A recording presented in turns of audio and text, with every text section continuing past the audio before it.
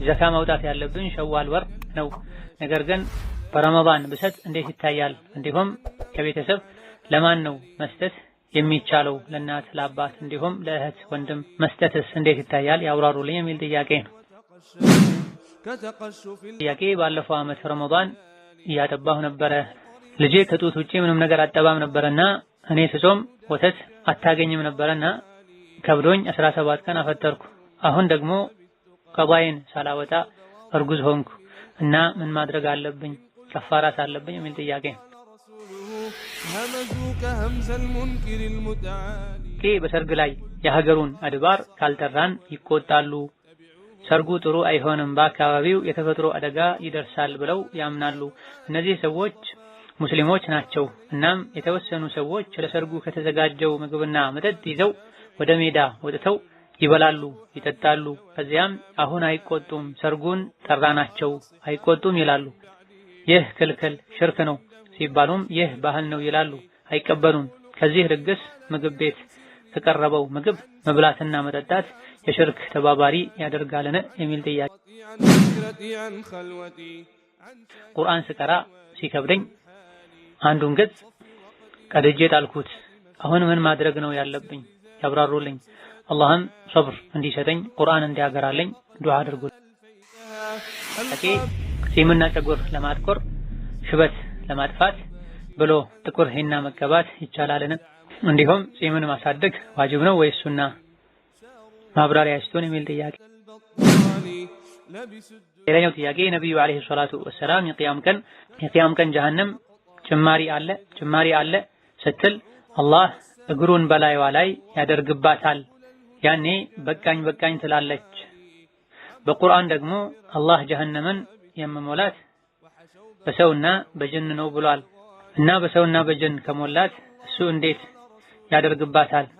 እሷስ ጀሃነም እንዴት ጭማሪ ትላለች? አብራሩልኝ የሚል ጥያቄ ነው። فاغتنم رحمك الله حياتك النفيسة واحتفظ بأوقاتك العزيزة። ዛሬ ከምናያቸው ጥያቄዎች የመጀመሪያው አህባሾችና ሶፊዮች ሱሐባው አሊ አላህ አርሽን የፈጠረው መቀመጫ አድርጎ ሊይዘው አይደለም የሚልና የትን ወይም ቦታን የፈጠረ ጌታ የት ነው አይባልም ብለዋል። ለዚህም ማስረጃውም አርሪሳለቱል ቁሸይሪያ በተባለው የአቡል ቃሲም አልቁሸይሪ መጽሐፍ ተዘግቧል። እንዲሁም ነጅሙል ሙህተዲ በተባለው መጽሐፍ ላይ ኢማም ሻፊዒ አላህ አርሽ ላይ ተቀምጧል ብሎ ያመነ ካፍር ነው ብለዋል እያሉ አላህ ከአርሽ በላይ ነው የሚለውን አቂዳ የተሳሳተ ነው ብለው በማስረጃ ያቀርባሉ። ይህንን ቢያብራሩልን ጀዛኩሙላህ ኸይር የሚል ጥያቄ ነው።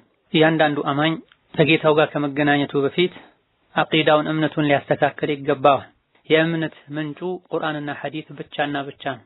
አላህ ተባረከ ወተዓላ ራሱን በሚገባ ቁርአን ላይ ያስተዋውቀናል። ነብዩ አለይሂ ሰላቱ ወሰላም የአላህን ስምና ባህሪያት ሐዲስ ላይ ገልጸዋል። ማንኛውም ሰው ስለ አላህ ተባረከ ወተዓላ እንዲህ ነገር ይቻላል አይቻልም፣ አላህ እንዲህ አይነት ባህሪ አለው የለውም ብለው መናገር የሚችለው ቁርአን ላይ ሐዲስ ላይ ካለ ነው። ያለ እውቀት መናገር ከባድ ወንጀል ነው። ስለ አላህ ሲሆን ነገሩ በጣም ይከፋል። ከቁርአንና ከትክክለኛ ከነብዩ አለይሂ ሰላቱ ወሰላም ሐዲሶች ውጪ ሳናጣራ የምንቀበለው ምንም አይነት ንግግር የለም። አሪሳላም ይሁን ነጅሙል ሙህተዲ ሰው የጻፋቸው መጽሐፎች ናቸው። ትክክለኛ የሆነም ያልሆነም መልእክት ያለባቸው ናቸው። የያዘው መልእክት በሙሉ ትክክለኛ ነው የሚባለው ቁርአን ብቻ ነው። ከዛ በኋላ ሶሒህ የሆነ ሐዲስ እንጂ አናሰፍርበትም ብለው ቃል ገብተው ቃላቸውን የሞሉት የቡኻሪና የሙስሊም ክታቦች ብቻ ናቸው። በተለይ በርካታ የዋዕዝ ክታቦች እንደ አርሪሳላ አልቁሸይሪያ የተለያዩ ضعيف የሆኑ መውዱዕም ጭምር የሆኑ ዘገባዎች አሉበት። ሰነድ የሌላቸው እገሌ ከእገሌ ነገረኝ ተብሎ በሰነድ ያልተጠቀሱ በርካታ ጥቅሶችም አሉበት። አቂዳን እምነትን በተመለከተ እንደዚህ አይነት መጽሐፎች ውስጥ የተገኘ ንግግር ደሊል ሊሆን አይችልም። ግልጽ የሆነውን የቁርአንን ማስረጃ ግልጽ የሆነውን የነቢዩን አለይሂ ሰላቱ ወሰላም ንግግር ትተው ወደ እንደዚህ አይነት መጽሐፎች የሚሄዱ ሰዎች ከቁርአን ምን አተውን? ከግልጽና ከሶሒህ ሐዲሶች ምን አተውን? ማ ፈረጥና ፊል ኪታቢ ሚን ሸይ ቁርአንና ሐዲስ ውስጥ ምንም የጎደለ ነገር የለም። ባይሆን ነቢያችን ሰለላሁ ዐለይሂ ወሰለም ግልጽ የሆኑ የቁርአን የሐዲስ ማስረጃዎችን ትተው አሻሚና አወዛጋቢ የሆነውን የሚከተሉ ሰዎች እንዳሉ ተናግረዋል። እነዚህን ተጠንቀቋቸውም ብለዋል። ቁርአን ላይ አላህ በተደጋጋሚ አርረሕማኑ ዐለል ዐርሺ ኢስተዋ እያለ ነው። ኢብኑል ቀይም ሌሎችም እንደጠቀሱት በበርካታ የቁርአን ማስረጃዎች የሐዲስ ማስረጃዎች አላህ እላይ መሆኑ ተረጋግጧል። ደጋግ ቀደምቶችም አላህ እላይ መሆኑ ላይ ተስማምተዋል። ንጹህ ተፈጥሮ ያላቸው በሙሉም አላህ እላይ መሆኑን ያምናሉ። የሰው ልጆች ዱዓ ሲያደርጉ እጃቸውን ወደ ላይ የሚያነሱት ለምንድን ነው? ልባቸውስ ወዴት ነው የሚያስበው? የትኛውም ንጹህ ተፈጥሮ ያለው በዚህ ያምናል። ጌታዬ ላይ ነው ይላል። አቂዳቸውን ያበላሿቸው ሰዎች እንኳ ልባቸው ወደ ሰማይ ነው የሚያስበው አላህ ሲሉ። ስለ አላህ ከማንም በላይ ነቢ መሐመድ ያውቃሉ አለይሂ ሰላቱ ወሰላም። ከማናቸውም በላይ አላህን አውቃለሁ፣ ከማናቸውም በላይ አላህን ፈራለሁ ብለዋል። አላህ ላይ እንደሆነ ለሰሐቦቻቸው አስተምረዋል። ሰሐቦች ለታቢዒዎች አስተምረዋል። ትክክለኛ ዲን ላይ ያሉ ትውልዶች ካለቁ በኋላ ነው እንደዚህ አይነት አወዛጋቢ ነገሮች የተፈጠሩት። ስለ አላህ ተባረከ ወተዓላ አላህ የነገራቸውን ስለ አላህ ነብይ የነገሯቸውን ከቃሉ በሚረዱት መሰረት ተረድተው አልፈዋል። ማናቸውም ስለ አላህ ባህሪያት የሚናገሩ የቁርአን የሐዲስ ጥቅሶችን አዛብተው አሊያ ደግሞ ይሄ አይታወቅም ብለው አላለፉም። የአላህን ስምና ባህሪያት የያዙ ስለ አላህ የሚናገሩ የቁርአን የሐዲስ ጥቅሶችን ሌላ ትርጉም መስጠት፣ ታእዊል ማድረግ፣ ተፍዊድ ማድረግ የአሽዓሪያዎች አቋም። ሱሐቦችና ታቢዒዎች ስለ አላህ ባህሪያት የሚናገሩ አንቀጾችን ሐዲሶችን ታእዊል ተፍዊድ ያደርጉ እንደነበር የሚያሳይ አንድም ትክክለኛ ዘገባ የለም። አለ ብለው ለማቅረብ የሚሞክሩ ሰዎችም እነሱ እንደዛ መስሎ ታይቷቸው እንደዛ ተረተው አሊያ ደግሞ ضعيف የሆኑ መሰረተ ቢስ የሆኑ ዘገባዎችን ይዘው እኛ የታዘዝነው ረሱልን እንድንከተል አጠቃላይ ሱሐቦችን እንድንከተል እንጂ ከዛ በኋላ የመጡ አስተሳሰቦችን ያውም አቂዳ ላይ በፍጹም እንድንከተል አልታዘዝን። እውቀት የሚባለው አላህ ዘንድ የሚያዋጣው ቃል አላህ ቃለ ረሱሉላህ ቃለ ሱሐባ ማለት ነቢ እንዲህ ብለዋል፣ ሱሐቦች እንዲህ ብለዋል፣ ከዛ በፊት አላህ እንዲህ ብለዋል ሲባል የአላህን ስምና ባህሪያትን በተመለከተ እንደዚህ አይነት ብዥታ የሚያነሱ ሰዎች አላህ አለ ያለ ቦታ አላህ ሰማይ ነው ከአርሽ በላይ ነው አይባልም የሚሉ ሰዎች ለዚህ አቋማቸው ቃል አላህ ሲሉ ሰምተን አናውቅም፣ ቃለ ረሱሉላህ ሲሉ ሰምተን አናውቅም። በትክክለኛ ሰነድ የተዘገበ የሱሐባ ንግግር ሲያቀርቡ አይተን አናውቅም። አላህ ከአርሽ በላይ አይደለሁም አለ፣ ነብዩ አላህ ከአርሽ በላይ አይደለም አሉ የሚል ዘገባ አንድ የለም ያቀርቡት። ትክክለኛውን ማምጣት ሲያቅታቸው ሰነዱ ማይታወቅ ትክክለኛ የዘገባ ሰንሰለት ሰነድ የሌለውን ቃል የፈጠሩ አሊ እንዲህ ብለዋል ይላሉ። ሱሐቦች፣ ታቢዒዎች፣ ደጋግ ቀደምቶች አላህ ላይ መሆኑ ላይ ከአርሽ በላይ መሆኑ ላይ እንደሚስማሙ የተለያዩ ሊቃውንት ገልጸዋል። ከደጋግ ቀደምቶች ውስጥ ከሱሐቦች ከታቢዒዎች ውስጥ ከዛም በኋላ ከነበሩ የዲን መሪዎች ውስጥ የአላህን ስምና ባህሪ ትርጉም አልባ የሚያደርጉ ትርጉም የለውም የሚሉ አናውቀውም የሚሉ ኢስተዋ የሚለውን ኢስተውላ ብለው የሚተረጉሙ የንዚሉ ረቡና የሚለውን ረሕመቱ እዝነቱ ይወርዳል ብለው የሚተረጉሙ አልነበሩ፣ አይታወቅም። ከሱሐቦች ውስጥ ከታቢዒዎችም ውስጥ አሊ ብን አቢ ጣልብን ረዲየላሁ ዐንሁ ከዚህ ውስጥ ነጥሎ ምንድን ነው የሚያወጣው? ከሱሐቦች ለየት ያለ አቋም ለምን ይኖረዋል አሊ ብን አቢ ጣልብ? ካለውስ ይሄን ለየት ያለ የአሊ ብን አቢ ጣልብን አቋም እነ ቡኻሪ ለምን አልዘገቡም? እነ ኢብኑ ጀሪር ለምን አልዘገቡም? እነ አቡ ዳውድ ኢማም አሕመድ ለምን አልዘገቡም? ኢማም ሻፊዒ ለምን አልጠቀሱት? አራተኛው ክፍለ ዘመን ላይ የነበረ ሰው፣ አምስተኛው ስድስተኛው ክፍለ ዘመን ላይ የነበረ ሰው ነው። ያውም ያለ ሰነድ አሊ አላህ አርሽን የፈጠረው ቁድራውን ላይ ያሳይበት ነው አሉ ተብሎ የሚወራው ለምንድን ነው? ነቢ ላይ 14000 የተዋሸ ሐዲስ የፈጠሩ ያስተላለፉ ሰዎች አሊ ብን አቢ ጣልብ ላይ ከመዋሸት ወደ ኋላ አይሉም። እስላምን ከላይ ማፍረስ ሲያቅታቸው የእስላምን እምነት አቂዳ ለማበላሸት ከውስጥ ገብተው ተመሳስለው ለማፍረስ የሞከረዋል። ከዓላማቸው ካካሄዳቸው አንዱ ነቢ ያላሉትን ነቢ ብለዋል ማለት፣ አሊ ያላሉትን አሊ ብን አቢ ጣልብ ብለዋል ብለው ማውራት አያቅታቸው። ስለዚህ አሊ ብን አቢ ጣልብ እንዴተኛውም ሱሐባ አላህ ላይ ነው ብለው ነው የሚያምኑት። አሊ ብን አቢ ጣልብ አላህ አርሽን የፈጠረው ቁድራውን ሊያሳይበት እንጂ አላህ አርሽ ላይ አይደለም አሉ የሚባለው ዘገባ ሰነድ የለውም። ሪሳለቱል ቁሸይሪያም ላይ ይጠቀስ፣ አልበግዳዲም የሚጥቀሰው ሌሎችም የሚጥቀሱት ሰነዱ ነው የሚታየው። እንዲሁ ሰው መጽሐፍ ብሎ አዘጋጅቶ እዛ ውስጥ ያካተተው ነገር በሙሉ ደሊል ይሆናል ብሎ ማንኛውም ትንሽ ዕልም ያለው ሰው አያምንም። ደሊል የሚሆነው ቁርአን ነው፣ ሐዲስ ነው። ክታቦች ውስጥ ያሉ ንግግሮች ቁርአንና ሐዲስ ማስረጃ ተቀረበላቸው። ኢማሙ ሻፊዒ ረሂመሁላህ ተዓላ አላህ አርሽ ላይ ቁጭ ብሏል ያለ ይከፍራል ይላሉ። አህለ ሱና ወልጀማዓ አላህ አርሽ ላይ ቁጭ ብሏል ብለው አይናገሩም። ኢብኑ ተይሚያ ይሄን ብሏል የሚሉት ውሸት ነው። ከመሬት ተነስተው እሳቸው ላይ ቀጥፈውባቸው። አህለ ሱና ወልጀማዓ አላህ ከአርሽ በላይ ነው ብለው ነው የሚያምኑት። ከዛ በኋላ ቆሞ ነው ቁጭ ብሎ ነው እዛ ውስጥ አይገቡም። ኢማም አቡ ሐኒፋ፣ ኢማም ሻፊዒ፣ ሌሎችም አላህ ከአርሽ በላይ ነው ብለው እንደሚያምኑ ተናግረዋል። ተማሪዎቻቸው አስተላልፈዋል። የኢማም ሻፊዒን ንግግር ማስረጃ የምናደርገው ከስሜታችን ጋር ሲሄድ ብቻ መሆን የለበትም። ኢማም ሻፊዒን የምንከተለው በፊቅህ ብቻ ነው፣ በአቂዳ የምንከተለው አቡል ሐሰን አልአሽዓሪ ነው የሚሉ ሰዎች ናቸው። አቡል ሐሰን አልአሽዓሪ በአራተኛው ክፍለ ዘመን የነበሩ ኢማም ናቸው። አቂዳቸውንም 2-3 ቀያይረዋል። መጨረሻ ላይ አህለ ሱና ወልጀማዓ ሆነው ነው የሞቱት። አልኢባና የሚል ክታብን ጽፈዋል። መመለሳቸውን በግልጽ ተናግረዋል። አንድ አቋም የነበራቸው በኢማምነትም የተመሰከረላቸው ኢማሙ ሻፊዒ ናቸው። ኢማሙ ሻፊዒ አላህ ከዓርሽ በላይ ነው ብለው እንደሚያምኑ ኢማሙል በይሀቂ፣ ኢማሙ ዘሀቢ ሌሎችም ጽፈዋል፣ ተናግረዋል። ከዚህም አንዱ ኢማሙ ዘሀቢ አልዓርሽ በተሰኘው ኪታባቸው ላይ እንደዘገቡት አቡ ተውር፣ አቡ ሹዐይብ ከኢማሙ ሻፊዒ እንደተናገሩት القول في السنة التي أنا عليها ورأيت أهل الحديث عليها الذين رأيتهم مثل سفيان ومالك وغيرهما الإقرار بشهادة أن لا إله إلا الله وأن محمد رسول الله وذكر أشياء ثم قال وأن الله على عرشه في سمائه يقرب من خلقه كيف شاء وينزل إلى سماء الدنيا كيف شاء بلو يتكروا يعقيدان تبوشن أنستوال أنا ያለሁበት የእምነት የዲን የሱና አቋሚ የሐዲስ አዋቂዎችንም ያገኘሁበት ያምኑበት የነበረው አቋም እንደ ኢማሙ ማሊክ፣ ኢማም ሱፊያን አልተውሪ ሌሎችም አላህ ተባረከ ወተዓላ ብቸኛ አምላክ ነው፣ ነብዩ መሐመድ የአላህ መልእክተኛ ናቸው ብለው የተለያዩ ነገሮችን ጠቅሰው ወአነ አላህ ዐላ ዐርሺሂ ፊ ሰማኢሂ አላህ ተባረከ ወተዓላ ሰማይ ላይ እንደሆነ አርሹ ላይ እንደሆነ እንደፈለገ ከፍጥረታቱ ቅርብ እንደሚሆን እሱ በፈለገው መልኩ ወደ ቅርቧ ሰማይም በፈለገው መልኩ እንደሚወርድ አምናለሁ ብለዋል። ይሄ ኢማሙ ሻፊዒ አቋም ነው። ይሄን እነ ኢማሙል በይሀቂ የኢማሙ ሻፊዒ መዝሀብ ታላቅ ኢማም ሌሎችም የጠቀሱት ጉዳይ ነው። ከጊዜ በኋላ አሽዓሪያ የሚባል ፊርቃ መጥቶ ነገሮች ተዛብተዋል። ብዙዎች ግራ ተጋብተዋል። ግራ ከመጋባት የሚያወጣው ቁርአን ሐዲስ ነው። የሱሐቦች የታቢዒዎች መንገድ ነው። የተኛው ሱሐባ ነው አርረሕማኑ ዐላ አልዐርሽ እስተዋን ያስተባበለው ይስተውላ ብሎ የፈሰረው? መልስ አምጡ። የለም መልስ። ዓሊ ብን አቢ ጣሊብ እንዲህ ብሏል። ትክክለኛ ሰነድ አይደለም። ቁርአን ሐዲስን ትተን ከሱሐቦች ከታቢዒዎች የተነገረውን ትተን ከአብዱላህ ብን አባስ የተፍሲር አዋቂ ነብዩ ዱዓ ያደረጉላቸው ሰው ኢስተዋ የሚለው ከፍ አለ እላይ ሆነ ብለው መፈሰራቸውን ትተን ከጊዜ በኋላ የመጣን አስተሳሰብ በመያዝ በአረብኛም ከበትክክል ማይታወቀን ትርጉም በመያዝ ኢስተዋን ይስተውላል እንል አይገባም።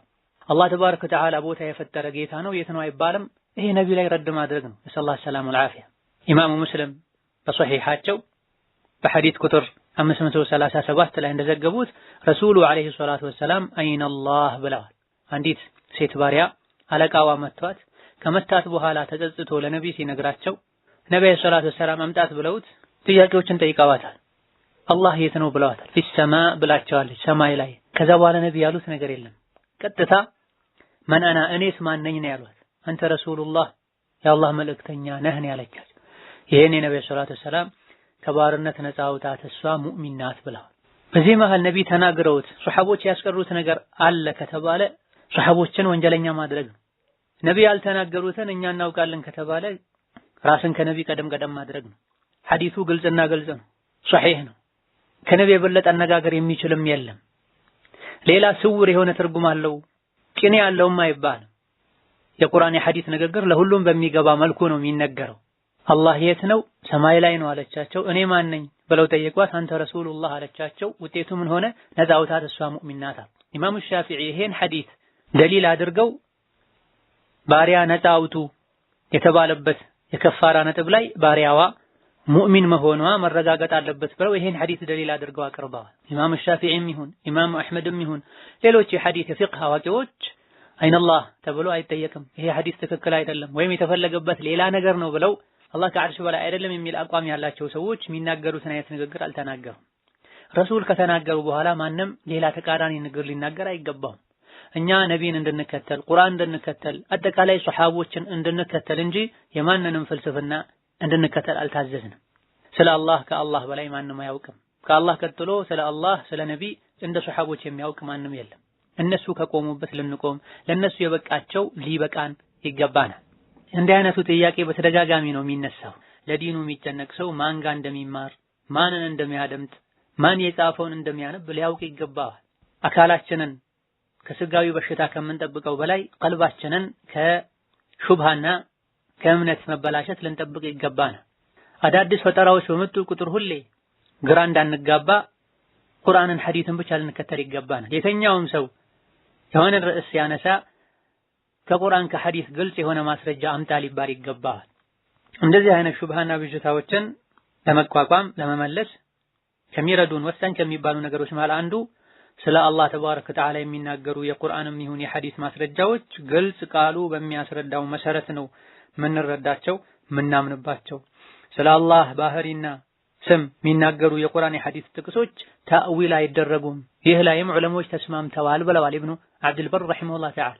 የታዊልን በርሰዎች እንደፈለጉ የተጠቀሙ የአላህን ስምና ባህሪያት ውድቅ ያደረጉ ነው። ስለ አላህ የሚናገሩ የቁርአን የሐዲስ ማስረጃዎችን መጫወቻ ያደረጉ።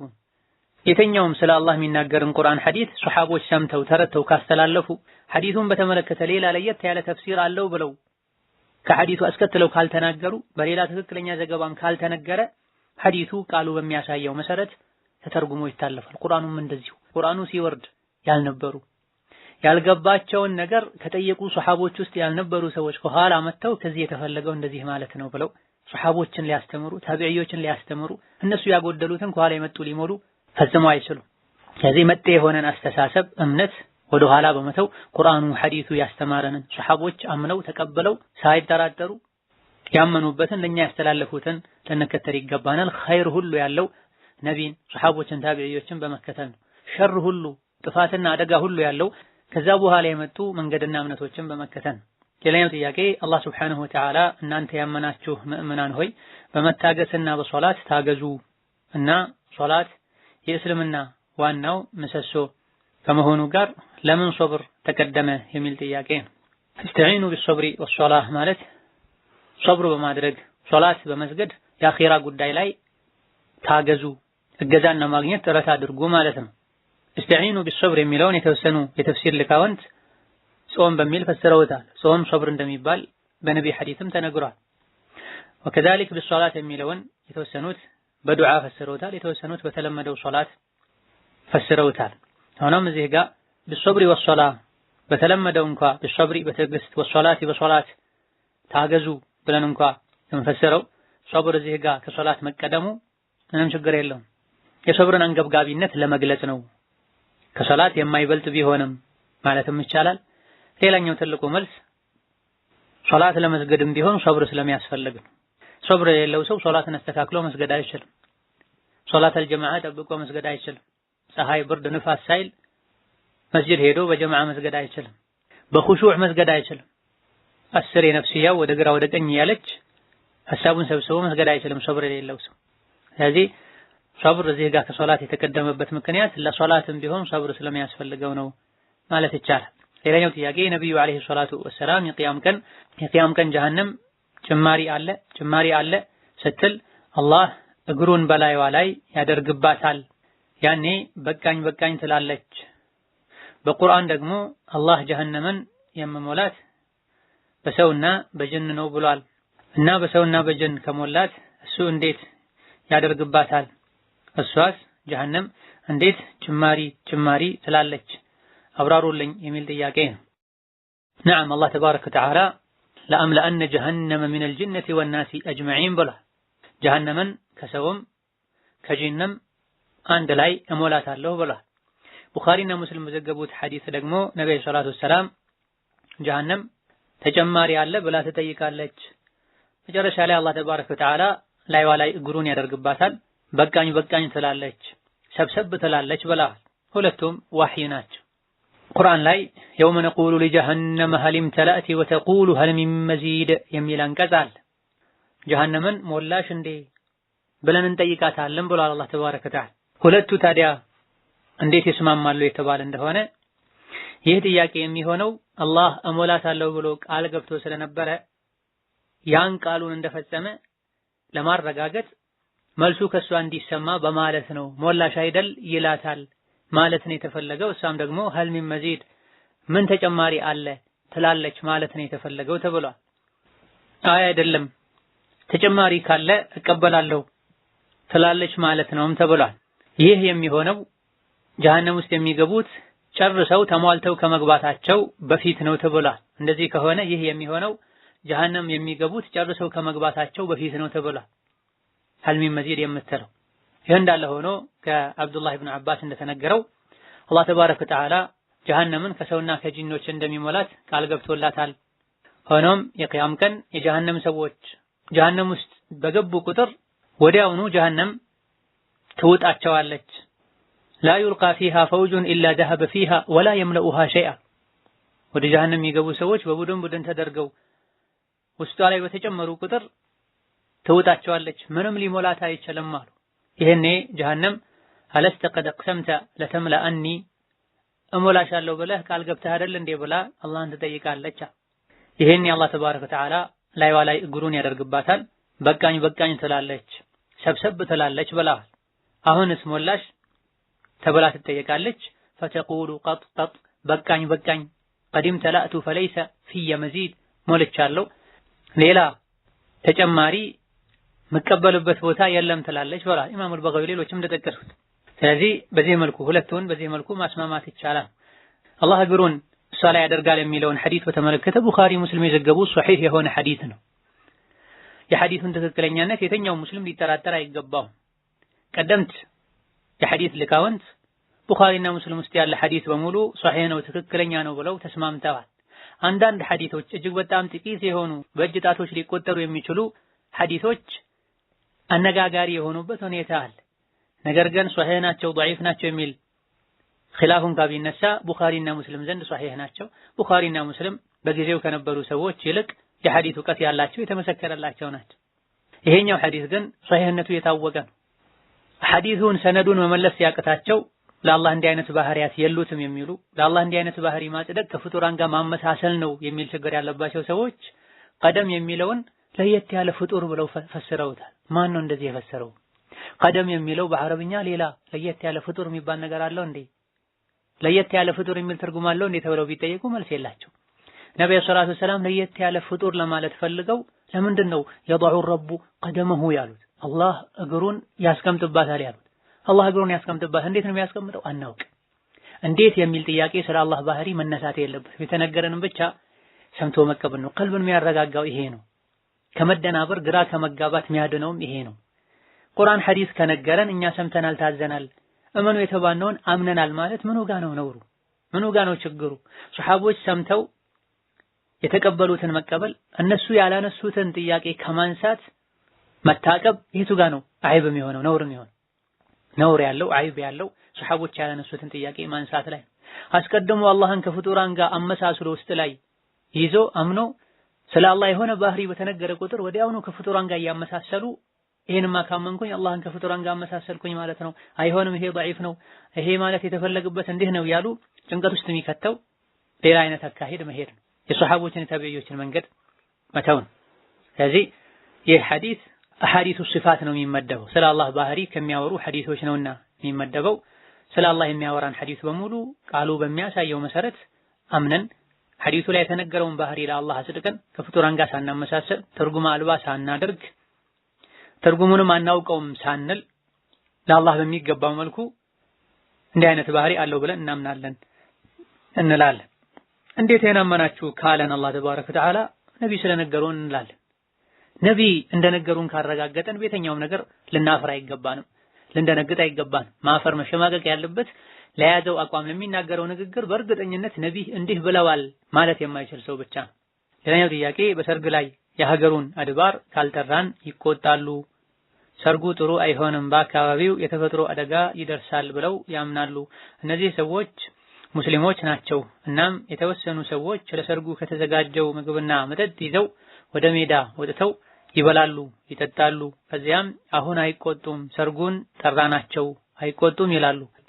ይህ ክልክል ሽርክ ነው ሲባሉም ይህ ባህል ነው ይላሉ፣ አይቀበሉም።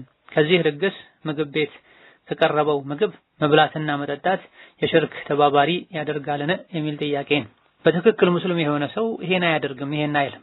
የላኢላሃ ኢለላህን ትርጉም የተረዳ ኢያከ ነዕቡዱ ወኢያከ ነስተዒን ያለ በየሶላቱ የሚቀራ የሱረቱል ኢኽላስን ቁል ሁወላሁ አሐድን ቁል አዑዙ ቢረቢል ፈለቅ ቁል አዑዙ ቢረቢን ናስን ያመነ መልእክታቸውን የተረዳ ይሄን አያደርግም።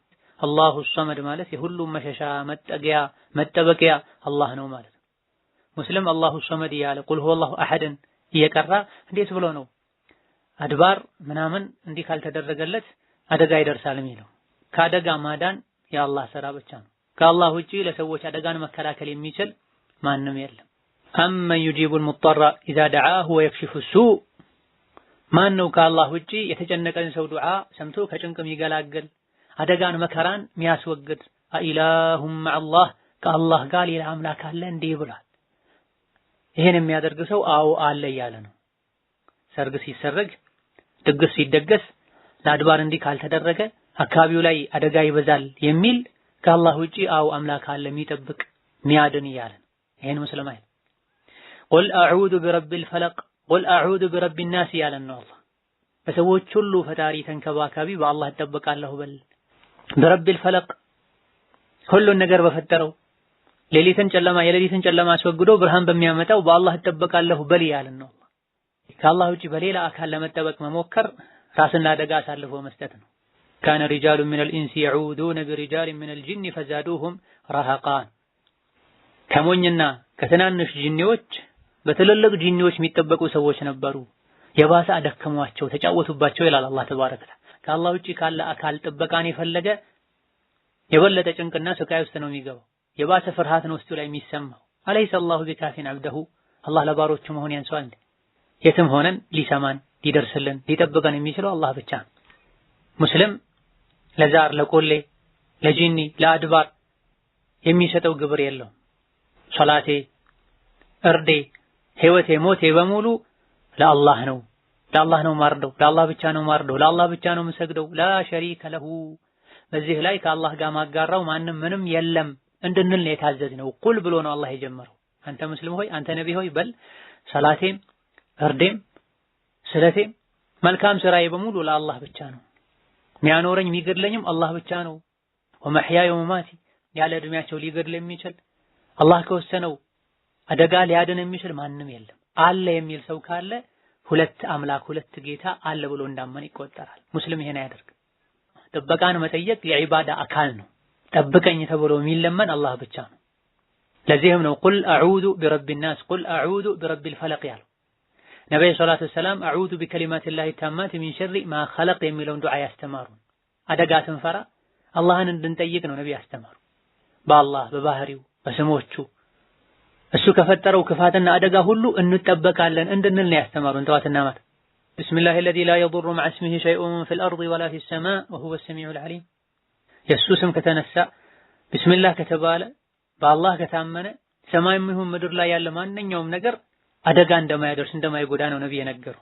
አስተማማኙን ጠባቂ አላህን ትተው ለአድባር ለዛር ለኮሌ ልብን አሳልፎ መስጠት እሱን መደገፍ ሞኝነት ነው። አድባር ማለት ጂኒ ማለት ነው። ተቅሪበን ዛፍ ማለት ነው፣ ድንጋይ ማለት ነው። ስለዚህ ሙስሊም ከአላህ ውጪ ያለን አካል ጠብቀኝ አይልም። ከአላህ ውጪ ማንም ሙሉ ጥበቃ ሊሰጥ አይችልም። ከአላህ ውጪ ያጠገባችን ያለን አካል ለተኛ ነው ጠብቀኝ፣ በዚህ መንገድ ላልፍ ነው ሽፍታ አለ አብረኸኝ ሂድ በሚችለው ነገር ከሆነ ችግር የለውም። ነገር ግን ማይታይ ማይንቀሳቀስ አድባር ዛር ያሉ እሱን መፍራት ለሱ ማረድ ለሱ መሳል ከእስላም የሚያወጣ ነው፣ ኩፍር ነው። እስላም የሰዎችን ባህል ሊያስተካክል እንጂ የመጣው ሁሉም ባለበት ባህል ይቀጥል ችግር የለውም ለስሙ ብቻ ላ ኢላሀ ኢለላህ ይበል አላለም። ነብዩ ሰለላሁ ዐለይሂ ወሰለም ሲላኩ አባቶቻቸው የነበሩበትን የስህተት ጎዳና ተው ነው ያሉት። ነብዩ ሰለላሁ ዐለይሂ ወሰለም መካን ድል አድርገው ሲከፍቱ የተለያዩ ከአላህ ውጪ የሚመለኩ የነበሩ ድንጋዮችን ዛፎችን አስወግደዋል። ለምን ታዲያ የለመዱትን ነገር ባለበት እንዲቀጥል ለምን አላደረጉ? ከዚህ ይሄ ባህል ነው ሽርክ አይደለም አይባልም። ሽርክ ያለበት ባህል በሙሉ ሊቀየር ይገባዋል። የሰው ልጆች መፍራት ያለባቸው ተስፋ ማድረግ ያለባቸው ፈጣሪያቸውን ብቻ ነው።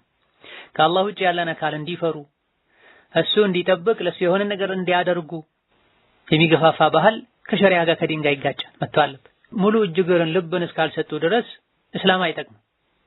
ኡድኹሉ ፊ ሲልሚ ካፍ ያለው አላህ ለዚህ ነው በሁሉም ነገር ሁላችሁም ወደ ኢስላም ግቡ ነው። በዚህ ነገር ሙስሊም ሆናለሁ፣ በዚህ ባህሌን እከተላለሁ ያለ ይሄን አንቀጽ ተጻሯል።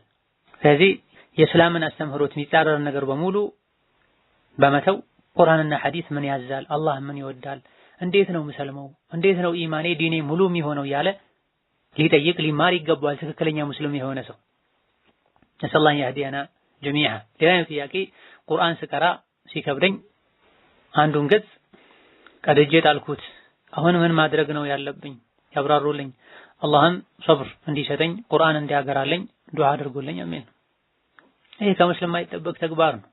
አላህ ቁርአንን ሲገልጸው ወኢነሁ ለኪታቡን ዐዚዝ ኪታቡን አንዘልናሁ ኢለይከ ሙባረክ በል ሁወ ቁርአኑን መጂድ ብሏል። ቁርአኑን መጂድ ማለት የላቀ መጽሐፍ ማለት ነው፣ የተከበረ መጽሐፍ ማለት ነው፣ ልናከብረው የሚገባ እጃችን ንጹህ ሆኖ ውዱእ አድርገን እንጂ ልንነካው የማይገባ ሐይድ ላይ ጀናባ ላይ ሆኖ ማይያዝ ማይነካ ሙስሊም ያልሆነ ሰው ማይነካው ማይዘው የተከበረ ቁርአን አላህ አክብሮታል። አማኝ ሁሉ ሊያከብረው ይገባል። ይህ ሆኖ ሳለ እንዴት ብሎ ሙስሊም ቁርአን እቀራለሁ ያለ እንዴት ቁርአን ይቀዳል? ለምንስ ይቀራዋል ታዲያ? ሊቀደው መጀመሪያ የቁርአንን ክብር ልናውቅ ከቁርአን ጋር እንዴት መኗኗር እንዳለብን አደቡን ልንረዳና ልንጠብቅ ይገባናል።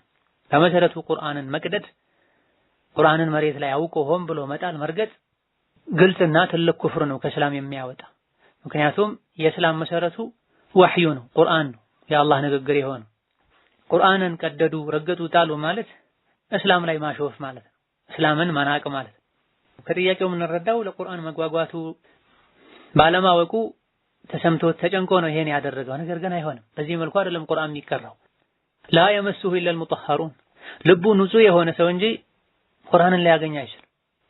ቁርአንን መቅራት ማወቅ መሐፈዝ ማጣጣም የፈለገ ቀድሞ ልቡን ሊያጠራ ይገባዋል። ለምንድን ነው ቁርአን ያልገባኝ? አላህ ቁርአንን ወለቀድ የሰርነል ቁርአነ ገር አድርጌዋለሁ ከማለቱ ጋር እኔ ነኝ ያልገራሁት፣ እኔ ነኝ ያልተስተካከልኩት፣ ቁርአን እንዳይገባኝ ያደረገኝ ችግር እኔ ጋር ነው ያለው ብሎ የሰው ልጅ ቀልቡን ዞር ብሎ ቀልቡን ሊያጠራ ሊያጸዳ ይገባል። በአላህ ከማመኑ ቁርአንን ከመውደዱ ጋር ከመታገሉም ጋር ቁርአን የከበረው ሰው ትግሉ ላይ ሊቀጥል ይገባል። ሶብር ሊያደርግ ይገባል። ተስፋ ሳይቆርጥ ሊደጋግም አስተማሪ ሊቀየር ቁርአንን በቀላሉ ለመቅራት የሚረዱ ነገሮችን ሊያደርግ ይገባል። በዚህ መልኩ እስከታገለ ድረስ በትክክል ቀርቶ የሚያገኘውን አይነትም አጅር አላህ ሊሰጠው ይችላል። ፈድሉ ረሕመቱ ሰፊ ነው። ቁርአንን እየታገለ እየተንተባተበ የሚቀራ ሁለት አጅር አለው ብለዋል ነብዩ ሰለላሁ ዐለይሂ ወሰለም። በመቅራቱ አንድ አጅር አለው፣ በመንተባተቡ በመታገሉ በመቸገሩ አንድ አጅር አለው ብለዋል። በዚህ መልኩ ሶብር አድርጎ ለረጅም ጊዜ የቀጠለ ደግሞ የሆነ ጊዜ ላይ ይሳካለታል አይቀርም። ወይም አቀራሩ ላይ ስትኖርበት ነው፣ ወይም ጥሩ አስተማሪ ሳያገኝ ቀርቶ ነው፣ አሊያ ደግሞ ለመቅራት ጉጉት አለው እንጂ ቁርአን እንዳይገባው የሚያደርግ ችግር እሱ ጋር ኖሮ ሊሆን ይችላል። እነዚህን መፈተሽ አለበት እንጂ ቁርአንን አላህ ገር አድርጎታል። አረብም አረብ ያልሆነም ልቡን ፊቱን ወደ ቁርአን ካዞረ ቁርአን ለሱ ገር ይሆናል። አማ ቁርአንን መቅደድ ቁርአንን መገንጠል ትልቅ የሆነ አደጋ ነው፣ ስህተት። ኩፍር የሚሆነው ከእስላም የሚያወጣው ሆን ብሎ እስላምን ቁርአንን ንቆ ካደረጉት ነው። ከልክ ያለፈ ቁጣ ስሜት ላይ ሆኖ ይሄን ያደረገ ሰው የቁጣው ደረጃ በጊዜው ራሱን እንዳያውቅ የት እንዳለ ምን ያደረገ እንዳለ ማወቅ እስከማይችልበት ድረስ ከደረሰ ይሄኔ የተኛ አእምሮን የሳተ ለአካለ መጠን ያልደረሰ ህፃን በሰራው ነገር አይጠየቅም በሚለው ሐዲስ መሰረት ችግር የለውም ሊባል ይችላል። ነገር ግን አቅሉ ከራሱ ጋር ያለ የሚያደርገውን እያወቀ በመጠነኛ ንዴት ምክንያት በስጭት ምክንያት ቁርአንን መገንጠል ትልቅ አደጋ ነው። ዞሮ ዞሮ በተውበት ማይስተካከል ነገር የለም። ተውበት ማድረግ አላህን መፍራት ነው። ቁርአንን በመናቅ ከሆነ የተደረገው ከእስላም መውጣት ነው፣ ሸሃዳን መያዝ ነው፣ እንደገና መስለም ነው። ቁርአንን በመናቅ ሳይሆን በጊዜው በደረሰ ብስጭት፣ ንዴት፣ የተፈጥሮ ኃይለኛ የቁጣ ስሜት ችግር ኖሮ የሚያደርጉትን ነገር ማያውቁበት ደረጃ በመድረስ ከሆነ የተደረገው ምማት አይደለም። ወደፊት እንዲህ ነገር ከማድረግ መጠንቀቅ ብቻ ነው። ሌላው ጥያቄ ባለፈው ዓመት ረመዳን እያጠባሁ ነበረ። ልጄ ከጡት ውጪ ምንም ነገር አጠባም ነበርና እኔ ስጾም ወተት አታገኝም ነበርና ከብዶኝ 17 ቀን አፈጠርኩ። አሁን ደግሞ ቀባይን ሳላወጣ እርጉዝ ሆንኩ እና ምን ማድረግ አለብኝ? ከፋራስ አለብኝ የሚል ጥያቄ ነው። ረመዳንን በሽተኛ የሆነ ሰው፣ መንገደኛ የሆነ ሰው፣ ነፍሰ ጡርና አጥቢ የሆኑ ሴቶች በጊዜው የመጾም ግዴታ አይኖርባቸውም። ነገር ግን ነፍሰ ጡርና አጥቢ የሆኑ ሴቶች ምንም አይጎዱ ከሆነ መጾም ይጠበቅባቸዋል። መጾሙ ራሳቸውን ወይም ጽንሱን የሚጎዳ ከሆነ በጊዜው መብላት ይችላሉ። እንዳይጾሙ ያደረጋቸው ችግር እንደተቀረፈ ወዲያውኑ ቀባ ማውጣት ይጠበቅባቸዋል። ፈጥኖ ማውጣቱ ሱና ነው። ቀጣይ ረመዳን ሳይገባ በፊት ግን ማውጣት ዋጅብና ግዴታ ነው። ለማውጣት ዝግጁ ከመሆናቸው ጋር ዳግም እንዳይጾሙ የሚያደርግ ጽንስም ይሁን ማጥባት ከገጠማቸው መሀል ላይ የሚጾሙበት ምንም አይነት ጊዜ ካልነበረ ይሄ ወንጀለኛ አያስደርግም። ከፊት ለፊት ያለው ረመዳን እንደተጠናቀቀ ቀባ ማውጣት ይቻላል። ባለመቻል ምንም ክፍት ጊዜ ባለማግኘት ሙሳፊሩ ሳይመለስ በፊት ሌላ ረመዳን ከገባ፣ በሽተኛውም ሳይድን በፊት ሌላ ረመዳን ከገባ፣ ታጠባ የነበረችዋም ነፍሰ ጡር የነበረችዋም እንደዚሁ በተመሳሳይ ሁኔታ ቀጣይ ረመዳን ከገባባቸው ከዛ በኋላ ቀባ ብቻ ነው የሚያወጡት፣ ከፋራም አይኖርባቸው። ያለፋቸውን ረመዳን ቀባ ማውጣት የሚችሉበት ጊዜ ከማግኘታቸው ጋር ቀባ ሳያወጡ ሌላ ረመዳን ከገባ የአንድ ዓመት ይሁን የሁለት ዓመት ቀባዎችን በጾም መክፈልና ተውበት ማድረግ ብቻ በቂ ነው። አቅም ያለው ሰው በሰደቃ መልኩ ቢሰጥ መልካም ነው። በርካታ ፉቃሃዎች ያለ በቂ ምክንያት አንድ ረመዳን አልፎ ሌላ ረመዳን ከገባ ከከፋራው ተጨማሪ ለእያንዳንዱ ቀን አንዳንድ ምስኪን ማብላት ግዴታ ነው የሚል አቋም ስላላቸው። ሌላኛው ጥያቄ እኔ ሆዴን ያመኛል፣ ሐኪም ውሃ ማቋረጥ የለብሽም ብሎኛል። መጾም ስሞክር ምንም አልችልም። ምን ማድረግ ነው ያለብን? ጭራሹን ካልጾምኩ ክፍያው ምንድነው ያብራሩልኝ የሚል ጥያቄ ነው። በሽታው ከጊዜ በኋላ ይጠፋል የሚል ተስፋ ካለ ይጠበቃል አፍያ እስኪያገኙ ድረስ። በሽታው ምንም አይጠፋም በዚህ መልኩ ነው የሚቀጥለው፣ እንዲህ አይነት ሁኔታዎች ይገጥማሉ አሉ ከተባለ በየዓመቱ ረመዳን ለእያንዳንዱ ቀን አንዳንድ ምስኪን አጥግቦ ማብላት ይቻላል። 30ውንም አንድ ላይ ወደ መጨረሻ አካባቢ ሰብስቦ ማብላት ይቻላል። በየቀኑም አንዳንድ ምስኪን ማብላት ይቻላል። መጠኑን በተመለከተ 1 ኪሎ ተኩል እስከ 2 ኪሎ በአካባቢው የተለመደ ምግብም እህልም መስጠት ይቻላል። ቤት ጠርቶ ማብላትም ይቻላል። ሌላኛው ጥያቄ ዘካ ማውጣት ያለብን ሸዋል ወር ነው፣ ነገር ግን በረመዳን ብሰጥ እንዴት ይታያል? እንዲሁም ከቤተሰብ ለማን ነው መስጠት የሚቻለው? ለእናት ለአባት እንዲሁም ለእህት ወንድም መስጠትስ እንዴት ይታያል? ያብራሩልኝ የሚል ጥያቄ ነው። ሸዋል ላይ ግዴታ የሚሆን ጊዜው የሚደርስን ዘካ ረመዳን ላይ አስቀድሞ ማውጣት ምንም ችግር የለም። እስከ 2 ዓመት ድረስ አስቀድሞ መስጠት እንደሚቻል የፍቅህ ሊቃውንት ተጠቅሰዋል። ትክክለኛ የዘካው ጊዜ ሲደርስ የወጣው ዘካ በቂና በገንዘቡ የሚወጅበው ልክ ሆኖ ከተገኘ መልካም፣ ከጎደለ ይጨመራል። ትርፍ ከሄደም ተጨማሪው ሰደቃ ይሆናል። የሚጠላው ወንጀለኛ የሚያደርገው ማዘግየቱ ነው። ዛሬ ዘካ ከወጀበ ዛሬ ነው መውጣት ያለበት፣ ነገ ከነገ ወዲያ እየተባለ መቆየት የለበትም። ማስቀደሙን በተመለከተ ግን በቂ ምክንያት ካለ ረመዳን ላይ አውጥቶ የተሻለ አጅር ለማግኘት አሊያ ደግሞ በጣም የተቸገረ ሰው ተገኝቶ አስቀድሞ ለመስጠት ቢፈለግ ምንም ችግር የለውም። ከቤተሰብ ለማን ነው የሚሰጠው የሚለውን በተመለከተ ለወላጆች እና ለልጆች አይሰጥም። ባል ለሚስቱ አይሰጥም። ከዛ ውጭ ላሉ ዘመዶች መስጠት ይቻላል። ለወንድም ለእህት ያገቡ ከሆነ ወራሾች ከሆኑ ካልሆኑ የሚል ኺላፍ አለ በፉቃሃዎች መሃል። ለወንድምና ለእህት ቀጥታ ከንጹህ ገንዘብ ሰጥቶ የተሰጣቸው የሚበቃቸው ከሆነ መልካም። ከንጹህ ገንዘብ መስጠት ማይችሉ ከሆነ አቅም ከሌለ ወይም የተሰጣቸው ማይበቃ ከሆነ ለወንድም ለእህት ከዘካ ገንዘብ ቢሰጥ ምንም ችግር የለውም። ነገር ግን ለወላጆች እስከ ላይም ድረስ ለአያት ለወላጆች ወላጅ ለአያት ለቅድመ ለቅም አያት መስጠት አይቻልም። ለልጆችም መስጠት አይቻልም። ለልጅ ልጅ ልጅም ጭምር። እንደዚሁ ደግሞ ባል ለሚስቱ መስጠት አይችልም። ወጪያቸውን መሸፈን ግዴታ ለሚሆንብን ሰዎች ከዘካ አይሰጥም። ከዛ ውጭ ላሉት ከዘካ መስጠት ይቻላል። ለዘመድ መስጠት አጅርም ጭምራል። ለባድ ሲሰጥ ሰደቃ ብቻ ነው የሚሆነው። ለዘመድ ሲሆን ዝምድናም ሰደቃም ጭምር እንደሚሆን ነብዩ ሰለላሁ ዐለይሂ ወሰለም ተናግረዋል። ሌላው ጥያቄ ጺምና ፀጉር ለማጥቆር ሽበት ለማጥፋት ብሎ ጥቁር ሂና መቀባት ይቻላልን? እንዲሁም ጺምን ማሳደግ ዋጅብ ነው ወይስ ሱና? ማብራሪያ ይስጡን የሚል ጥያቄ። ጺምን መላጨት በአራቱም መዝሀቦች በሻፊዕያ፣ በሐነፊያ፣ በማሊክያ፣ በሐንበልያ በሌሎችም ሱናን በሚከተሉ የዲን መሪዎች ስምምነት መሰረት ጺምን መላጨት ሐራም ነው። በየቀኑ ጺምን ማርገፍ መላጨት ከከባድ ወንጀሎች የሚቆጠር ድርጊት ነው። ነብያችን ሰለላሁ ዐለይሂ ወሰለም ጺማችሁን አሳድጉ፣ ጺማችሁን ተንከባከቡ ብላ ቀድሞ ቀመሳችሁን አንሱ ብላ መነሳት ያለበትንም መተውና መርዘም ማደግ ያለበትንም ነቢ ነግረውናል። አሁን ላይ ግን ሰዎች ከነቢ ጋር ጦርነት የያዙ ነው የሚመስለው። እሳቸውን ሆን ብሎ መጻረር የያዙ ነው የሚመስለው። ላጩ የተባለውን አንሱ የተባለውን ቀድሞ ቀመሳቸውን የሚያሳድጉ ጺማቸውን ሚላጩና የሚያነሱ ሰዎች ነው ያሉት። ዑሙመን ጺምን ማሳደግ የነቢያት ሱና ነው። የነቢ መሐመድ ብቻ ሳይሆን ሌሎችም ነቢያት ሱና ነው። የነቢ መሐመድ ሱሐቦች ሱና ነው። አላህን የሚያውቁ ነቢይን የሚያውቁ የዑለሞች የዲን ሊቃውንቶች ሱና ነው። ጺምን መላጨት ከሴት ጋር መመሳሰል ነው። ጺምን መላጨት ተፈጥሮን መቀየር ነው። ላ ተብዲለ ሊኸልቂላህ የአላህን ተፈጥሮ አትቀይሩ ብሏል አላህ ቁርአን ላይ ከልክሏል። ሴት ላይ ጺም እንዳይበቅል አድርጎ ወንድ ላይ አላህ ያበቀለው ያለ ምክንያት አይደለም። ስለዚህ ዙሪያ ብዙ ማለት ይቻላል። የታወቀ የሚታወቅም ነገር ነው።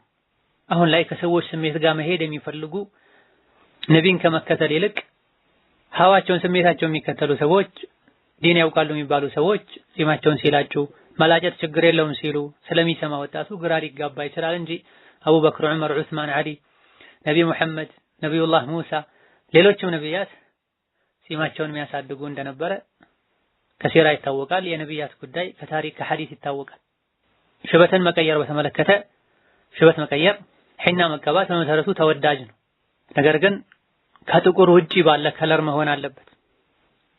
ኢማም ሙስሊም ከጃብር ኢብኑ አብዱላህ ረዲየላሁ ዐንሁማ በዘገቡት ሐዲስ የአቡበክር ስዲቅ አባት ወደ ነብዩ ሰለላሁ ዐለይሂ ወሰለም ሲመጡ ሲሰልሙ ጸጉራቸው ጺማቸው ሙሉ ነጭ ነበር። ይሄኔ ነብዩ ሰለላሁ ዐለይሂ ወሰለም ይህ ነጭ ጺምና ጸጉሩን በሌላ ቀለም ቀይሩት፣ ጥቁርን ግን ራቁ ብለዋል። በአንዳንድ ዘገባዎች ጥቁርን ከሱ አርቁ ብለዋል። ነጩን ሽበት ቀይሩት ብለው ነገር ግን በጥቁር መቀየር እንደሌለበት ተናግረዋል። በሌሎችም በርካታ ሐዲሶች በጥቁር ቀለም ጸጉርን መቀየር ተከልክሏል። ሙሉ በሙሉ ጥቁር የተከለከለ ነው። ጥቁርን ከቀይ ጋር ከሒና ጋር ቀላቅሎ ቡኒ ቀለም እንዲኖረው ማድረግ አሊያ ደግሞ ቀይ ቀለም እንዲኖረው ብጫ እንዲሆን ማድረግ ችግር አይኖረውም። ሙሉ በሙሉ ሌላ እምነት አቋም ካላቸው ሰዎች ጋር መመሳሰልን እስካላስከተለ ድረስ። ይህ እንዳለ ሆኖ የፊቅህ ሊቃውንት ጥቁርን በጥቁር ቀለም መቀየር ሐራም ነው፣ መክሩህ ነው ወይስ የተፈቀደ ነው የሚል የሐሳብ ልዩነት በመካከላቸው ተገኝቷል።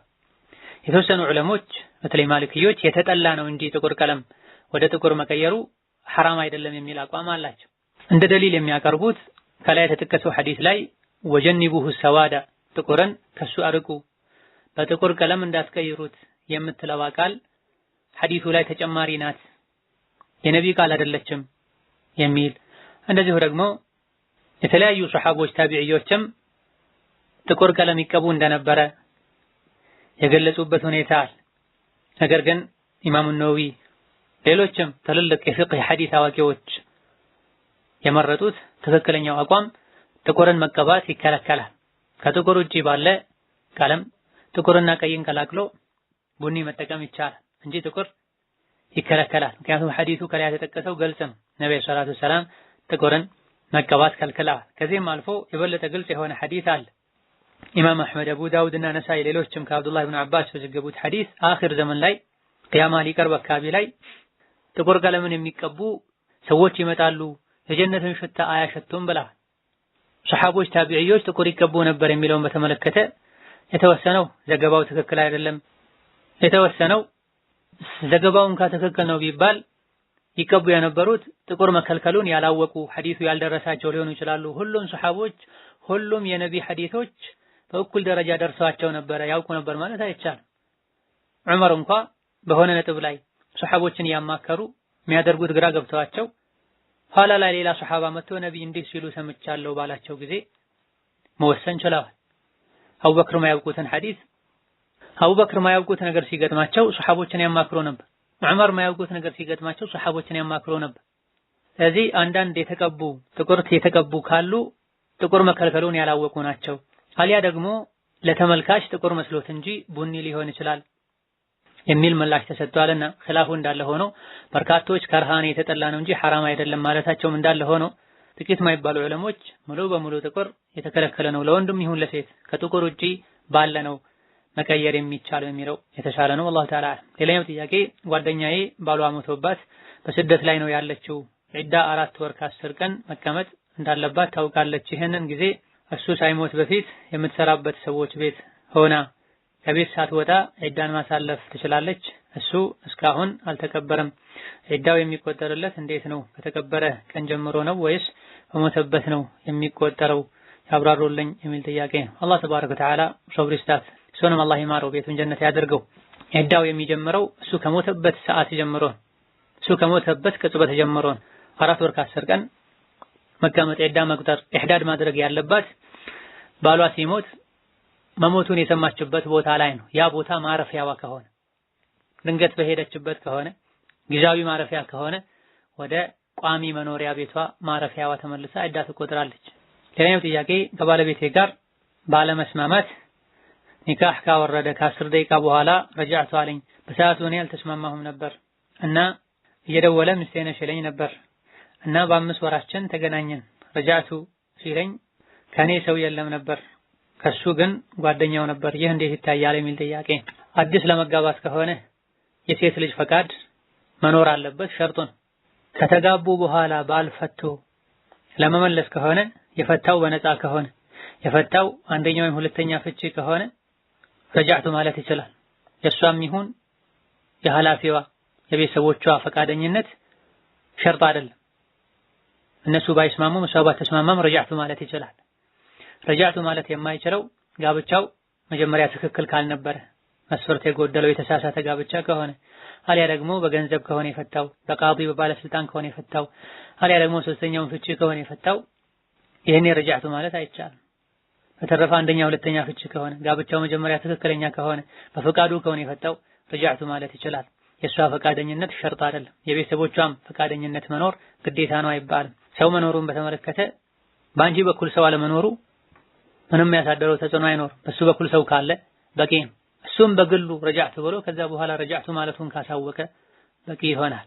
هذا والله تعالى أعلم። በዛሬው በዚህ እናበቃለን። የተቀሩትን ሌላ ጊዜ እንመልሳለን። ወሰላሙ አለይኩም ወራህመቱላሂ ወበረካቱ።